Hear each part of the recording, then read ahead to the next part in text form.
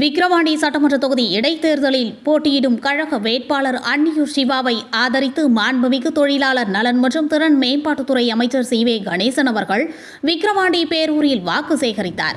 உடன் நெய்வேலி சட்டமன்ற உறுப்பினர் சபா ராஜேந்திரன் மற்றும் கடலூர் மாவட்ட கழக ஒன்றிய, கழக நகர, கழக பேரூர், கழக கிளை, கழக செயலாளர்கள் மற்றும் விக்கிரவாண்டி பேரூர் கழக நிர்வாகிகள், சார்பு அணிகளின் அமைப்பாளர்கள் உடனிருந்தனர்.